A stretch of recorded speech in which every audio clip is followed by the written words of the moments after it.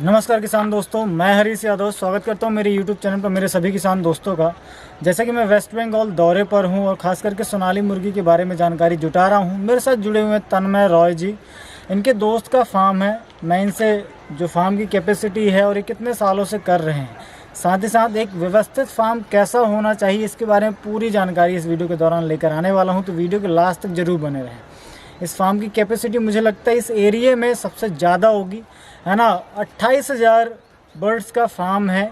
इसको चलकर देखेंगे किस तरीके से ये, है ना, शुरुआत से लेकर 100-200 मुर्गियों से लेकर आज ये 28,000 तक पहुंचा है। और किन किन बातों का एक फार्म खोलते समय हमें ध्यान देना चाहिए, वीडियो के दौरान पूरा जानेंगे। फार्म विजिट करेंगे, एक पूरी प्रोसेस समझेंगे कि अंडे से लेकर हम अगर जो मुर्गियां बेचते हैं वहां तक हमें कौन कौन सी परेशानियां आती हैं। अगर नया किसान है वो बिल्कुल अगर इन सारी बातों को ध्यान में रखता है, जो जो परेशानियां आती हैं, तो बिल्कुल वो बहुत अच्छे तरीके से बारीकी से अपने यहाँ पर मुर्गियों का पालन कर सकता है। तो सर, स्वागत है मेरे यूट्यूब चैनल पर। अपन सबसे पहले कहाँ पर खड़े हैं इसके बारे में थोड़ा सा बताइए। हम लोग जहाँ पर खड़े हैं ये वेस्ट बंगाल का मुर्शिदाबाद जिला कहते हैं। मुर्शिदाबाद जिले में हम लोग कादी कुली बोलकर जगह पर हम लोग खड़े हैं जी। तो जो फार्म पे हम लोग अभी आए हुए हैं जी, इस फार्म का कैपेसिटी है फिलहाल 28,000। आगे जाकर 1 लाख में होने वाला है जी जी। तो हम लोग इधर जो फार्मिंग करते हैं जी, जो फार्मिंग का जो प्रोसेस डे बाई डे इसमें आते हैं, तो बहुत सारे नए नए तरीका आ रहे हैं, तो वो सब हम लोग अपनाते हैं जी। ठीक है, तो जितना बढ़िया हो सके फार्मिंग। बहुत सारे फार्मर बहुत सारा सवाल करते हैं कि भैया मेरा ठीक से फार्मिंग नहीं हो रहा है, बहुत सारी दिक्कत हो रहा है, बहुत सारी प्रॉब्लम उसको फेस करना पड़ता है जी जी। जैसे कि नया जो फार्मर है, नया फार्मर के लिए तो बहुत मुसीबत होते हैं एक फार्म टोटल वो सेटअप तैयार करने में, या चूजे लेकर एकदम पूरी बाढ़ तक उसको जो परेशानी आती है, जो फेस करते हैं, उन लोगों के लिए आज का वीडियो बहुत अगर देखेगा तो मस्त आएगा। तो यही बात है। तो मैं चलिए चलते हैं इनके फार्म पर और देखते हैं।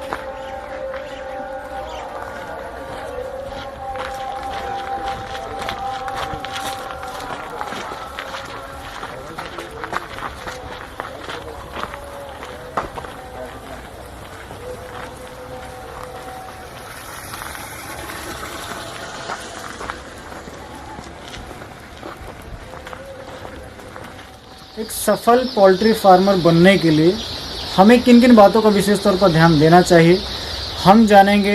हमारे साथ जुड़े हुए हैं तन्मय रॉय जी। हम हैं गोल्डन बर्ड्स पर। जैसे कि मैंने पहले भी बताया था कि ये जो कैपेसिटी है, ये 28,000 मुर्गों की कैपेसिटी वाला फार्म है, इस एरिया पे सबसे बड़ा है ना। तो हम इनसे जानेंगे कि एक सफल पोल्ट्री फार्मर बनने के लिए, सफल मुर्गी पालक बनने के लिए कौन कौन सी बातें जो हैं वो विशेष तौर पर ध्यान देनी चाहिए। तो किसान भाइयों, हम आ गए हैं सर के, है ना, ब्रूडिंग सेंटर पर, जहाँ पर, है ना, 10,000 चूज़ों की ब्रूडिंग जो है की जा रही है। ब्रूडिंग प्रोसेस होती क्या है, खास करके जो देसी मुर्गियों की ब्रूडिंग होती है, और वो इम्पोर्टेंट क्यों हो जाती है, हम सर से जानेंगे। और एक व्यवस्थित फार्म कैसा होना चाहिए, इसके बारे में सर से जानकारी लेते हैं। तो सर, स्वागत है मेरे यूट्यूब चैनल पर आपका।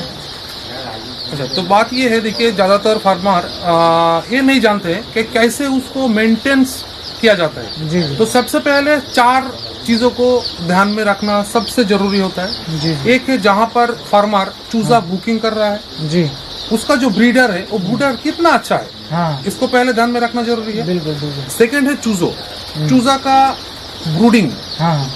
चूजा का ब्रूडिंग में सबसे ज्यादा दिक्कत आती है। जैसे कि अभी चल रहा है ठंड का मौसम जी, तो ठंड के मौसम में अभी फिलहाल ज्यादा ध्यान देने की जरूरत है, क्योंकि फार्म पे हमेशा देखा जाए तो फार्मर ठीक से टेम्परेचर को कंट्रोल ही नहीं कर तो उसके लिए मैं सभी फार्मर को ये सुझाव दूंगा कि फार्म पे हमेशा ब्रूडिंग के तौर पे 35 डिग्री से लेकर 32 डिग्री तक उसका टेम्परेचर रखना जरूरी है। बिल्कुल बिल्कुल। अगर मान लीजिए कि 32 डिग्री से टेम्परेचर से कम हुआ तो चूजा इकट्ठा हो जाएगा। बिल्कुल। तो इकट्ठा हो जाने के बाद वो चूजा में मोर्टेलिटी आ जाएगा, दब के मर जाने का चांस रहता है। 35 डिग्री से ज्यादा अगर हो जाएगा तो उसमें इकोलाइट, लूज मोशन ऐसा दिक्कत होगा। और मान लीजिए 35 से 32 डिग्री के अंदर उसका टेम्परेचर सही है तो चूजा घूमेगा फिरेगा, दाना चुकेगा, पानी पिएगा, तो हमको देखने में अच्छा लगेगा। हाँ, बिल्कुल, बिल्कुल। तो ये सबसे ध्यान देने की जरूरी है। अगर इसी जगह पूरा 7 दिन जो ब्रूडिंग में रहते हैं, पूरा 7 दिन अगर हम लोग ठीक से उसको ब्रूडिंग कर पाते तो पूरा फ्लॉक फार्मर को अच्छा जाएगा। जी जी। तो एक हो गया ब्रूडिंग। हाँ। इसके बाद आते हैं फार्म के साफ सफाई पर ध्यान देना। जी। ज्यादातर फार्मर दवाई देते हैं, हाँ ये देते हैं, तो हम लोग बोलते हैं हाइजीनिक तौर पे, जैसे कि फार्म पे साफ सफाई, जितना साफ सुथरा फार्मिंग उतना बढ़िया आपका फ्लॉक जाएगा। ठीक है ना। हम लोग सब फार्मर को यही बोलते हैं कि भैया आपका फार्म में गंदगी है, गंद आ रहा है, लीटर को हटाइए, इसको चेंज करिए। बहुत सारे फार्मर इसके ऊपर ध्यान ही नहीं देते, क्योंकि जो जीवाणु कीटाणु आते हैं ना सब लीटर से ही बनते हैं। बिल्कुल बिल्कुल। और बहुत सारे लोग फार्मर क्या करते हैं, पानी को ठीक से उसको चेंज नहीं करते। सुबह में जो पानी दिया रात भर वही पानी चल रहा है। दाना दिया, दाना कौन सा दाना दिया, दाना के ऊपर ध्यान नहीं दिए। और इसके बाद आते हैं वैक्सीन, जो सबसे महत्वपूर्ण है। जी जी। जैसे कि 7 दिन बाद एक वैक्सीन आता है, एप्स्टेन बोलकर, उसको ही 15 दिन बाद, 2 हफ्ते के बाद उसको सेकंड डोज देना पड़ता है, एप्स्टेन। उसके बाद आते हैं 21 दिन के बाद, जिसको कहते हैं लसोटा। हाँ। और 45 दिन बाद आते हैं R2B।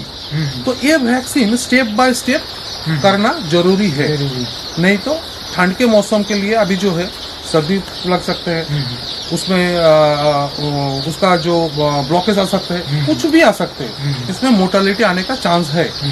तो ये चारों चीज अगर हम लोग ध्यान में रखते हुए अगर सही तरीके से अगर कर लिए ना, तो पूरा फ्लॉक एक भी मोर्टेलिटी नहीं आएगा, 0% उसका मोर्टेलिटी रहेगा और पूरा फ्लॉक अच्छा जाएगा।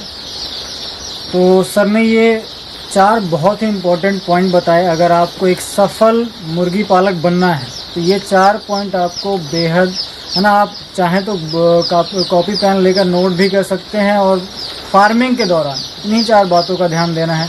सर से मैं एक बात, जो पहली बात हमसे शेयर करी थी सर ने, उसमें और एक बार सर से पूछना चाहूँगा कि सर जब हम खरीदते हैं चूजे, हमको तो पता नहीं होता है, हमको तो चूज़ों से पता होता है कि यार हमारे पास, जैसे मान लीजिए कोई भी किसान है, वो 200, 500 या 1000 बर्ड्स ले रहा है स्टार्टिंग में। अब चूजा कहीं 25 रुपये मिल रहा है, कहीं 30 रुपये मिल रहा है, कहीं 35 रुपये मिल रहा है। अलग अलग एरिया के हिसाब से अलग अलग रेट रहता है। और एक मेंटिलिटी है कि यार जहाँ पे मुझे चूजा सस्ता मिलेगा मैं उस तरफ ध्यान दूंगा, क्योंकि मेरा पैसा जो है बचने वाला है, पर चूजे पे मेरा पैसा बच जाएगा। यहाँ पर क्या क्या गलतियाँ अक्सर किसान करते हैं, मैं उसमें आपसे रोशनी डलवाना चाहूँगा। बहुत अच्छा आपने क्वेश्चन किए है।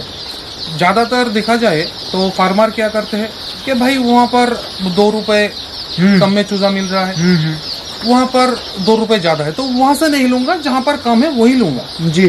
तो सबसे मैं बोलूँगा, हर फार्मर को मैं रिक्वेस्ट करूँगा कि भैया जिस हैचरी पे आप चूजा बुकिंग करने के लिए जा रहे हो, जी, उसका जो ब्रीडर है, जी, उसका जो पेरेंट्स है, उसको पेरेंट्स को एक बार देख लो। जी, जी। अगर हो सके, नहीं हो सके तो 2-4 जन को से आप पता कर लो कि इस हैचरी का ब्रांड क्या है, वो महीने में कितने हैच निकलते हैं वहां से।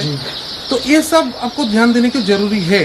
मान लीजिए बहुत सारा हैचर है जो बाहर से अंडा खरीद के अपने हैचर में सेटअप करके वो बैठाते हैं। बिल्कुल बिल्कुल, यही बात मैं पूछने ही वाला था, क्योंकि बहुत सारी हैचरियाँ ऐसी हैं कि बाहर से अंडा परचेस करती हैं फिर हैच लगाती हैं। तो क्या किसान भाइयों को वहाँ से चूजे लेना सही रहेगा, या जो रेगुलर इंटरवल पे हर महीने जिनका हैच निकल रहा है उनसे लेना सही रहेगा। ये बात सही है। जहाँ पर मान लीजिए कि देखा जाए कि मैक्सिमम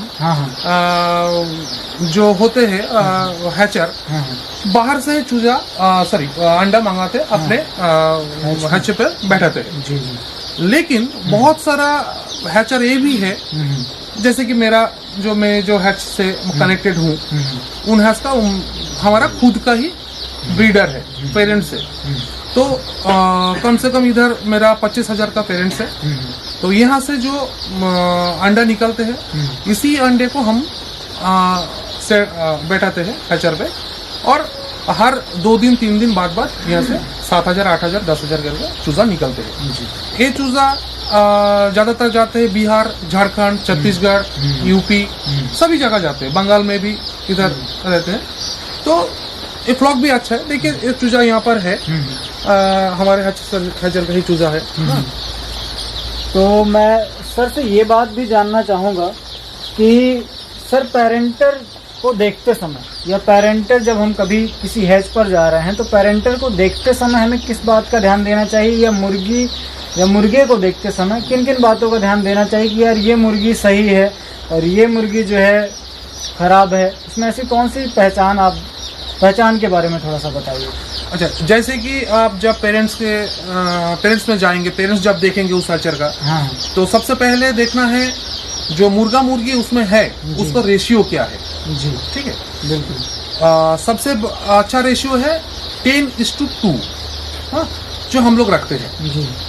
और 1 नंबर 2 नंबर तौर पे है जो मुर्गा होते हैं, ज्यादातर मुर्गा का पूंछ नहीं रहता है, गर्दन पे उसका बाल नहीं रहते हैं। मुर्गी का भी ऐसा दिक्कत होते हैं। अच्छा, 3rd जो पेरेंट स्टॉक है वहाँ पर साफ सफाई नहीं है, गंदगी है। ये सब हम लोगों को देखना पड़ता है। अगर नहीं हो सका तो उस हैचर को कहिए कि भैया अपना जो मैं चूजा आपसे ले रहा हूँ, अपना हैचर का जो पेरेंट्स है हमको एक बार वीडियो दिखा दीजिए। जी जी, ठीक है ना। तो मैं चाहूँगा अगर आप उसका हैचर का जो एक बार ब्रीडर को आप देख लेंगे तो आपको देखने में थोड़ा बहुत आपको नॉलेज आ जाएगा। हाँ, पेरेंट्स सही है। देखिए पेरेंट्स जैसा है आपका चूजा भी ऐसा ही निकलेगा। जी जी। तो सर ने जैसे बताया कि पेरेंटर का ध्यान जरूर देना चाहिए। सफल पोल्ट्री फार्म कैसे बन सकते हैं, फार्मर कैसे बन सकते हैं, सर ने गुरु मंत्र बता दिया आपको। अगर आपको बात अच्छी लगी तो इसे किसानों तक जरूर पहुंचाइएगा। मैं सर से लगातार जुड़ा रहूंगा। अभी हम सर से जानेंगे ब्रीडिंग प्रोसेस के बारे में, फिर मैनेजमेंट के बारे में, सारी चीज़ें आपको लगातार मिलती रहेंगी। वीडियो देखने के लिए धन्यवाद। चैनल अगर अभी तक आप लोगों ने सब्सक्राइब नहीं किया तो सब्सक्राइब जरूर कर लीजिए। Thank you very much.